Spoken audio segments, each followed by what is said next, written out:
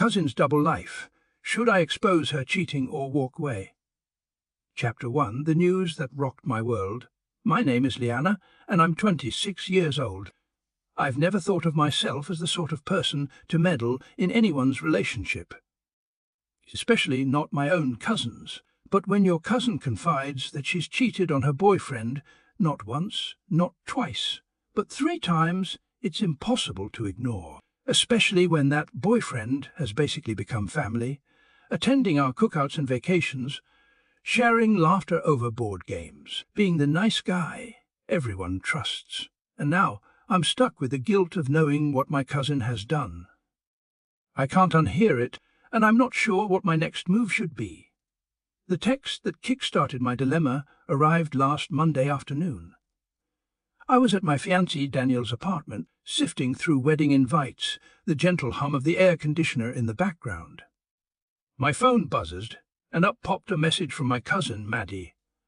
"Hey, can I come by? Need to vent." My heart sank, because usually Maddie's vents revolve around drama she stirs up. But I love her. She's my cousin, after all. So I replied, "Sure, I'm free." Maddie breezed in half an hour later, wearing a stylish leather jacket, even though it was June. She had that look I recognized too well, the same glint in her eyes when she's done something she knows I won't approve of.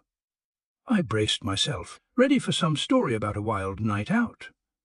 But nothing could prepare me for hearing she'd cheated on her boyfriend Chris. Again, I remember just staring at her, disbelief coursing through me. "Wait, you made out with who?" I asked, my voice shaky. She repeated it. "An old friend from college. Some fling she said she kind of missed." This was the 3rd time in the past year that she's admitted an infidelity. The first had been a stolen kiss with a coworker, but she swore it was a drunken mistake. The second, I learned about months later, was apparently a fling after a party, but she described it as barely anything. Now this. My mind raced, thinking, she's done it again. I confronted her, saying if she could so easily do that, maybe she didn't love Chris like she claimed. He's a sweet, soft-spoken man. 29, treats her like a queen. In fact, Chris is such a nice guy that sometimes Maddie steamrolls him with her pushy, conceited attitude. But he endures it, doting on her, planning elaborate date nights, paying for fancy dinners she demands. If there's one consistent thing in our family, it's that everyone adores Chris. He's just a lovable doormat sometimes. My frustration must have showed, because Maddie rolled her eyes, insisting it was just a minor slip. She left soon after, and I felt torn between loyalty to my cousin and the knowledge that Chris deserved better. Then came the next blow. 2 days later, she accidentally admitted at brunch that she'd also had a one-night stand at a wedding 2 months ago. That was the 2nd time I slept with someone else, she said casually, swirling her iced coffee. I nearly choked. 2nd time. She'd only told me about kissing someone in the first story, but apparently she'd also fully slept with another man. And now, this fling was the 3rd. I demanded more details. She shrugged, complaining about Chris's lack of masculinity, how the sex wasn't good anymore. She also said, "He's not manly enough for me."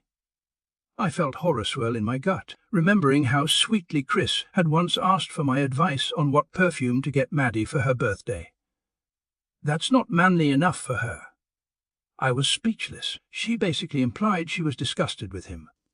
Even then, I didn't outright lash out. I was too stunned to form words. I tried to calm myself, telling her she's messing up big time. She just gave a shrug, changed the subject, and soon left me grappling with the guilt. Maddie is family, but I'm also close to Chris. He's joined every family barbecue for the past year. When Daniel and I do double dates, it's usually with them. We even took a couple's trip upstate last autumn. Our first adult trip, as we called it. Chris feels like a cousin-in-law, practically. My heart hurts for him. I can't imagine the pain he'd feel if he discovered she's been cheating multiple times. So here I am, wrestling with the question, should I tell Chris? I hate secrets. If I were in his shoes, I'd want someone to tell me. But I'm also petrified of the fallout. Maddie is manipulative, good at twisting narratives, and she's even suggested she might cope in the relationship. Though she knows Chris wouldn't want that. She hasn't told him about her affairs, but plans to spin her dissatisfaction in a way that might coerce him into an open arrangement. Meanwhile, he remains clueless, doting boyfriend, excitedly talking about a future with her. I can't stand the thought of continuing to hang out as if nothing's wrong. Already, this weekend, our mutual friend Austin is hosting a party. Usually, we'd invite Maddie and Chris. The idea of them showing up, me smiling politely while she flaunts her happy couple image, makes my stomach churn. I feel complicit in her lies. Yet if I warn Chris privately, it might blow up the entire family dynamic. I risk losing Maddie's trust forever, probably inciting drama from all corners. In this swirling chaos, I turn to my fiancé Daniel for advice. He wholeheartedly believes Chris should know. Daniel said he'd want to be told if I ever did such a thing. He also said he doesn't feel comfortable hanging around them anymore, not while she hides this from Chris. I feel the same. But how do I reveal it? A phone call, a text, pulling him aside at the next get-together. All of it seems like a messy bomb, but it also feels necessary. It's not my nature to meddle, but I can't keep up this facade. Chris is basically family to me, in spirit if not by blood, and I see how devoted he is. He deserves the truth. Meanwhile, Maddie keeps piling on more excuses, claiming she's just not sure she's ready for monogamy, or that Chris needs to man up. The more she rationalizes it, the angrier I get. I post here because I need perspective outside my immediate circle. Everyone else is either team, keep quiet, it's their relationship, or team, spill the beans, Chris deserves better. I just want to do what's morally right, but I'm terrified of destroying a family bond. My aunt, Maddie's mother, would be furious if I caused a public rift, but can I stomach letting Chris remain in the dark? That's my story. I'm here, anxious, torn, with an upcoming party on the horizon. Do I invite Maddie and Chris? If so, do I confront Maddie first, demanding she come clean? Or do I approach Chris privately, share the truth in a gentle but direct manner? So many questions swirl in my head. I hope by the end of this journey, I'll have found clarity, whatever the cost. Chapter 2, the history of my relationship with Maddie. People might ask why I feel so compelled to protect Chris. After all, family loyalty typically comes first. But Maddie and I grew up like sisters in many ways, yet also very different. She's a year older, though her maturity level sometimes feels stuck in teenage rebellion. Our childhood memories are full of sneaking out to parties, sharing secrets about our crushes. She was always the outgoing one, I was more reserved. When we were teens, we saw each other nearly every weekend. Her parents treated me like another daughter. My parents had divorced, so I often found solace in their bustling family dinners. Maddie, with her bright laughter, always seemed the center of attention. I was content to be a quiet observer. That dynamic carried into adulthood. She's the star, I'm the listener, the confidante. When she was introduced to Chris 2 years ago, we all thought it might stabilize her wild side. Chris's first impression was that of a gentle soul, easygoing, quick to help. He'd volunteer to carry groceries for my aunt, do minor repairs around the house, never complaining. I remember joking with Maddie, "Wow, you found a real gem." She laughed, but also teased him. "He's too sweet, might spoil me rotten." I never sensed resentment from her. Back then, she seemed to appreciate him. But as time passed, I noticed cracks. She'd say, "He's so easy, it's boring." Or, "He never challenges me." Once, she made a snide remark about how he's clueless in bed. I brushed it off as typical relationship friction. But apparently, it foreshadowed deeper dissatisfaction. Meanwhile, Chris tried his best to please her, even picking up extra shifts to pay for a fancy vacation she wanted. I admired his devotion, but worried she took him for granted. Now, with her confessions of cheating, I see that she never truly valued him as an equal. My fiancé Daniel once told me, "Your cousin treats Chris like a doormat." I disliked hearing that, but maybe he was right. Daniel also said, "If Maddie doesn't respect Chris, she'll eventually walk all over him." Now we're seeing that come true with these affairs. She's so certain she can do no wrong, claiming she's just exploring her options. I suspect part of her attitude stems from her upbringing. She was always the golden child in her household, rarely facing consequences. She learned to be manipulative, even if unconsciously, sweet-talking her way out of trouble. In relationships, this can manifest as never fully committing, always seeking greener grass. That's my psychoanalysis, anyway. My vantage point might be biased, but it's shaped by years of watching her bulldoze through life. So, yes, I love her as family, but I also see how she's harming Chris, and maybe she's harming herself, too, by refusing to be honest about her needs. My role in her life has always been a mixture of friend, sister, and occasionally moral compass. But does that justify telling Chris, or would it be an act of betrayal toward Maddie? My moral sense says cheating is wrong. My empathy for Chris says he deserves knowledge. Yet I also know how fiercely Maddie will retaliate if I spill her secrets. That's the dilemma at the heart of my story. Chapter 3, Introducing Chris. A good guy caught in the middle cries, "If only you could see him the way I do, you'd understand why this hurts so much." He's 29 with a quiet confidence. He works at a tech startup, coding by day, playing guitar by night. He's not the macho, dominating type. He's more of a thoughtful dreamer, always ready to help or support someone. In the 2 years I've known him, I've never seen him raise his voice. Even when Maddie is in a foul mood, he just tries to soothe her or crack a gentle joke. For example, last winter, we all took a cabin trip. The roads were icy, and we ended up stranded for an extra day. Maddie threw a temper tantrum about missing some event back in the city. Chris quietly arranged an alternate ride and coaxed her into playing board games with us. She calmed down. We all ended up having fun. I recall that moment as a testament to Chris's patience. He diffuses conflict with calm, but that trait also makes him a target for Maddie's demands. He rarely complains about her controlling streak. If she wants an expensive dinner, he foots the bill. If she wants to go clubbing at midnight, he's the designated driver. My fiancé Daniel often jokes that Chris needs a backbone, but we recognized some relationships simply function with one partner leading.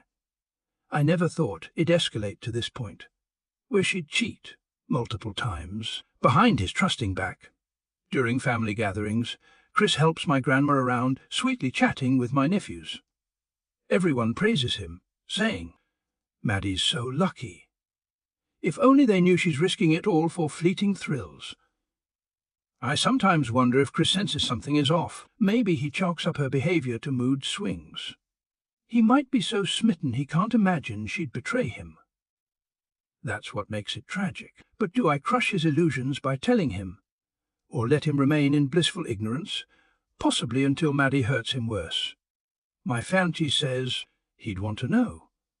You'd want to know if you were in his position, right? Indeed, I would. So logic suggests I tell him. But the emotional cost is high. Chapter 4, The Friday Confession and the Count of 3 Affairs. Maddie first told me about the affair 3, making out with a college acquaintance. One random Friday, I was in my pajamas, about to watch Netflix, and she FaceTimed me. Her grin was unsettlingly cheerful.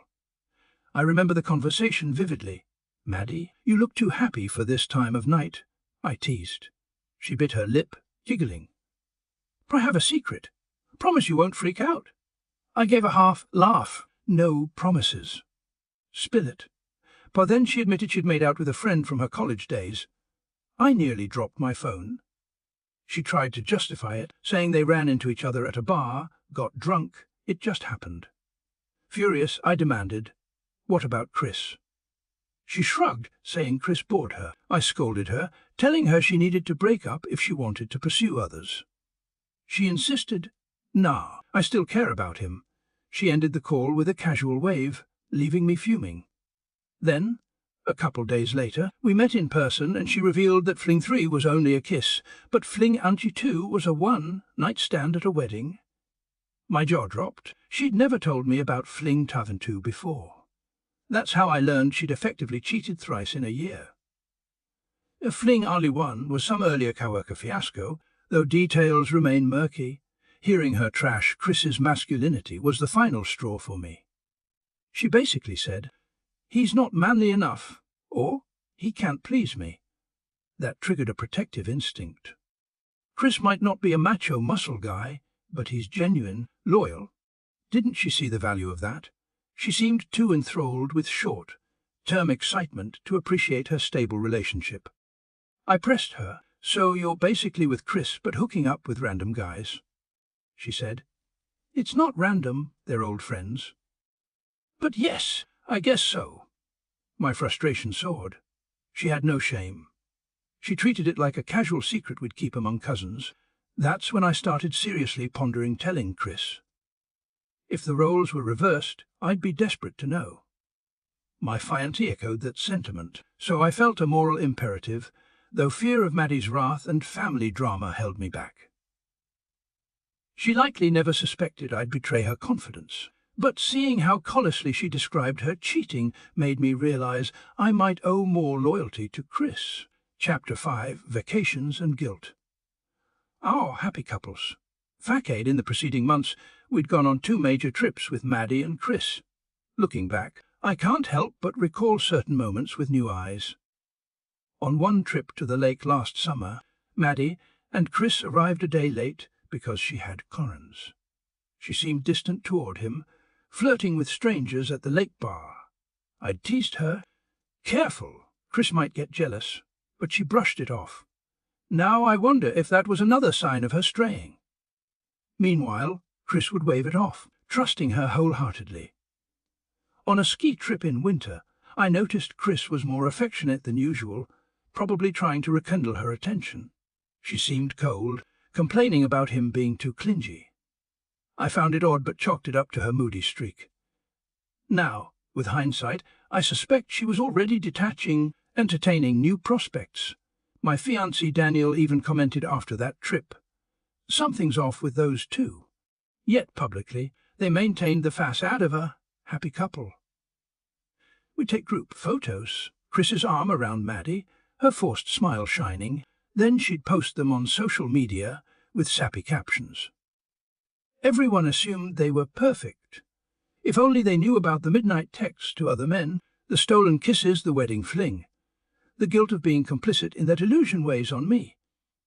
Now, in the present day, the biggest question is whether I should blow that facade wide open or quietly withdraw from their gatherings. My fiancé and I dread attending group events with them.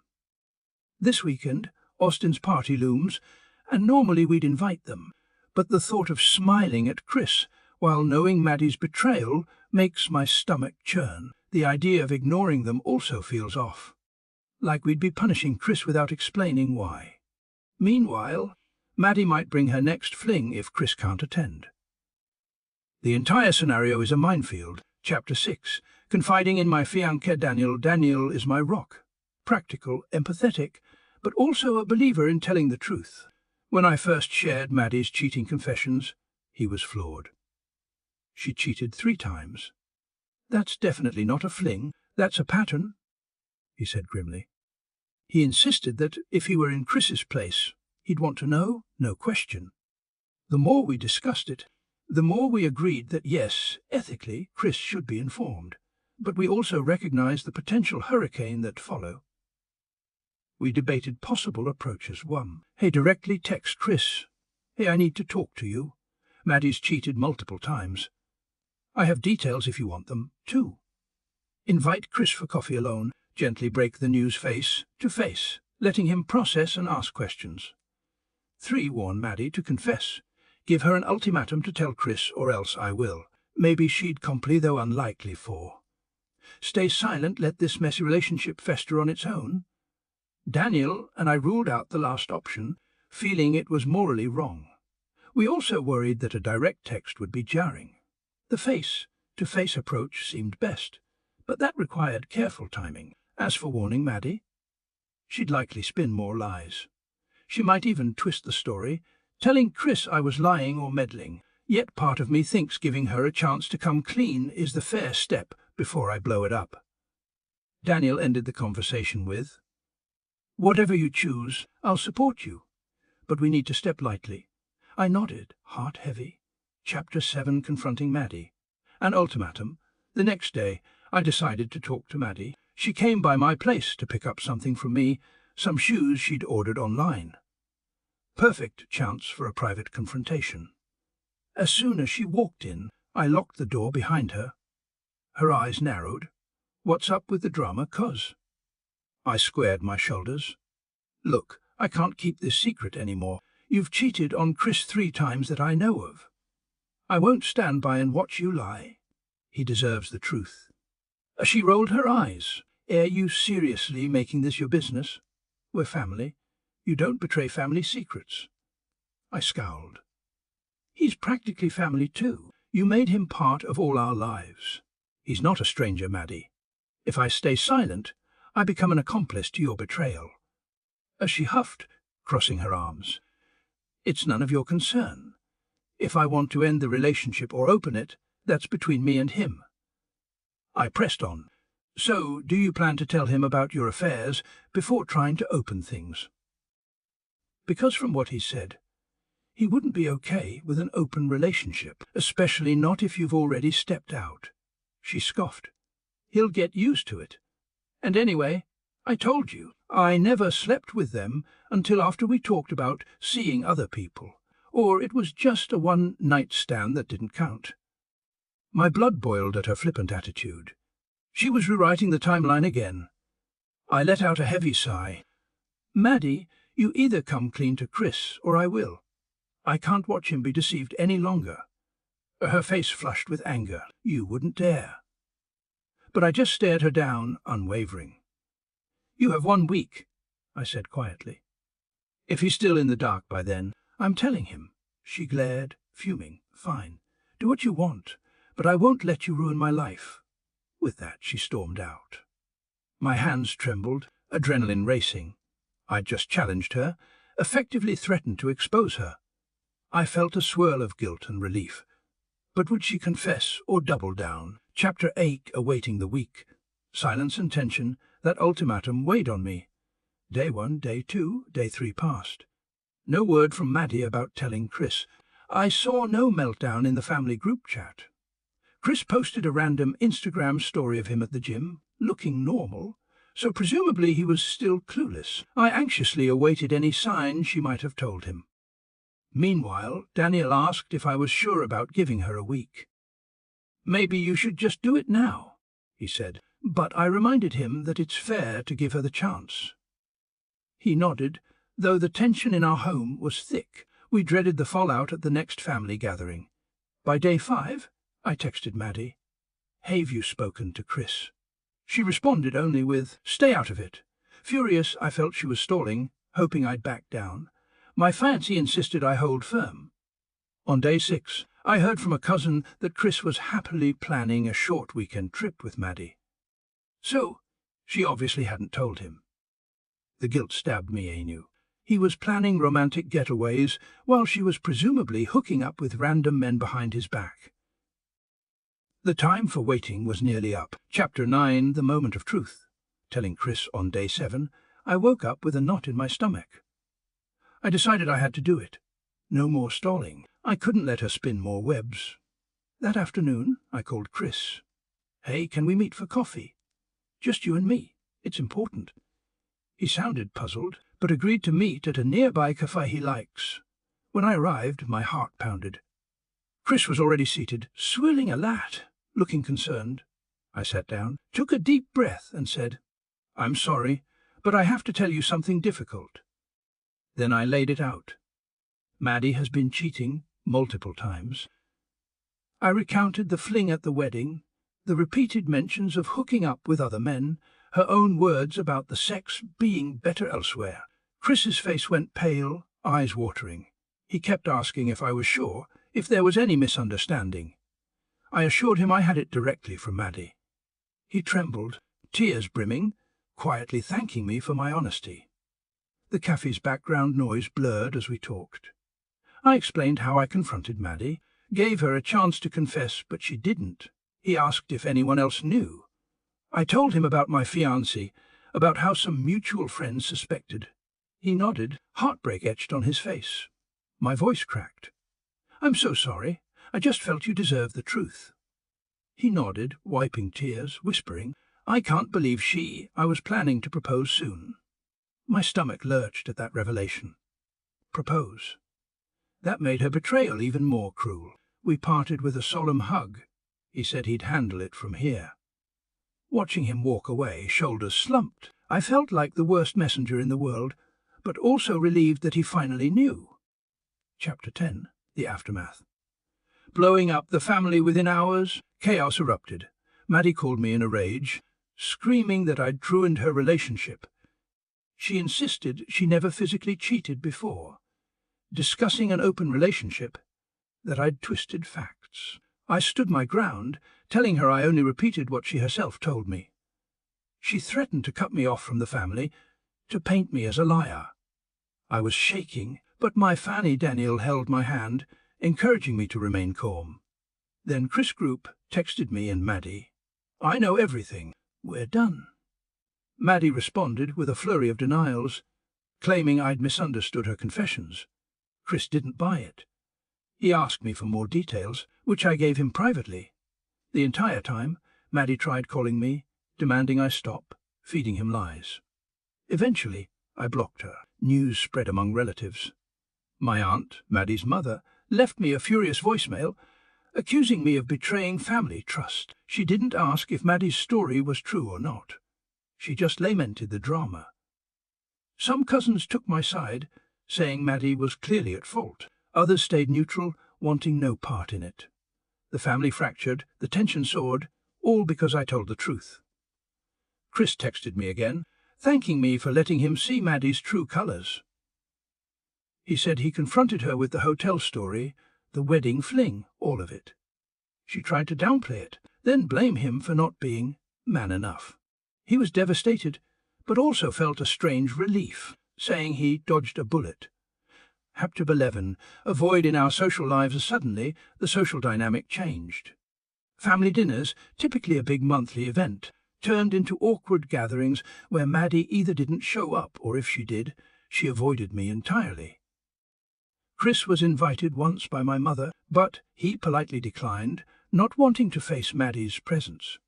My fiancé and I decided to forego some events to minimize drama. Our mutual friend Austin texted me about the upcoming party, asking, should I invite them? I told him about the fiasco. He decided to invite Chris but not Maddie, or at least to let Chris come if he wanted. Chris ended up skipping, still too raw from heartbreak. The rest of us had a subdued time, avoiding the subject. Maddie still walked around telling folks she never cheated, that everything happened after she officially asked for an open relationship. But Chris had the timeline. He read texts of hers that predated any such talk, discovered explicit details that proved physical contact earlier. The proof was on his phone, though he kept it private. He told me it was enough to confirm her lies. I felt vindicated. Some family members realized she was lying all along. But the damage was done. We had separate camps. My aunt stands by Maddie, claiming the rest of us are overacting. Others see Chris as the real victim, empathizing with him. Meanwhile, I feel guilt at the chaos I unleashed, but also certain I did the right thing. Cheating's a moral wrong. Someone had to give Chris the truth. Chapter 12. Maddie's new life. My growing resolve over the next couple weeks. Word reached me that Maddie was openly dating one of the guys from her fling, someone from her workplace or circle of acquaintances. She apparently moved her stuff out of Chris's place for good. The day she came to retrieve items from my house, we barely spoke. She glared at me, muttering, "Hope you're happy." I closed the door behind her, exhaling relief that I'd no longer be forced to smile in pretense. Chris, on the other hand, tried to rebuild his life. He texted me occasionally, updates about how he was coping. He also told me to stop feeling guilty. "You saved me from a deeper betrayal if I'd proposed," he wrote. I felt a wave of gratitude that he didn't blame me for the heartbreak. Instead, he planned a solo trip to Europe, ironically passing near Poland, but not to see her, obviously. Just to cleanse his mind. My fiancé Daniel and I had our wedding to plan, overshadowed by this family drama. But we pressed on, reminding ourselves that we made the right choice telling Chris. My moral compass said silence would be complicity. The tension with Maddie might last years, but at least I can sleep knowing I gave Chris the knowledge he deserved. Chapter 13. The debate over what counts as cheating. Even after the dust settled, a few relatives raised the question. But did Maddie physically cheat before she ended it? Or was it just emotional? Some argued that if she only had sex the day after the breakup, it wasn't cheating. Others insisted emotional affairs count, not to mention her own confessions about flings predating the breakup. I held firm cheating isn't just about the final act of intercourse. It's about betrayal of trust, going behind your partner's back, making out, one-night stands, emotional flirting. If she was forging sexual or emotional connections with other men while telling Chris she was committed, that's cheating. No matter her redefinition, the presence of multiple men across a year, plus her consistent secrecy, cements it. Maddie apparently clung to the line. He wasn't manly enough, so I found someone else. That's not cheating, it's being honest with my needs. I shake my head at that logic. She can't rewrite events to absolve blame, but I also can't force her to accept accountability. That's her journey. Chapter 14, How I've Changed. And the shifts in our family, in the aftermath, I notice how my perspective on loyalty, secrets, and morality has evolved. I used to think family loyalty meant keeping each other's secrets, but I've learned that unconditional loyalty to wrongdoing only perpetuates harm. Chris, essentially part of the family, deserved the truth. I realize I might have lost Maddie's friendship in the process. She won't forgive me easily, but sometimes doing the right thing means sacrificing a false peace. Our family gatherings are smaller now. My aunt stares daggers at me, while I politely avoid conversation about Maddie. My fiancé supports me wholeheartedly, reminding me we did right. Some cousins took my side, commending my honesty. Others remain neutral, but invite me and Chris to hang out separately. The family is fractured, yes, but I trust time might heal it or at least settle the dust. Chris remains grateful. He's healing well, traveling, meeting new friends, finding solace in guitar jam sessions. On occasion, we text about random stuff. He's found an adorable rescue dog he's adopting. That brings me joy, knowing he's moving on. As for Maddie, rumors say she's content with her new man, though I wonder how long that'll last if it began with deception. Not my concern anymore.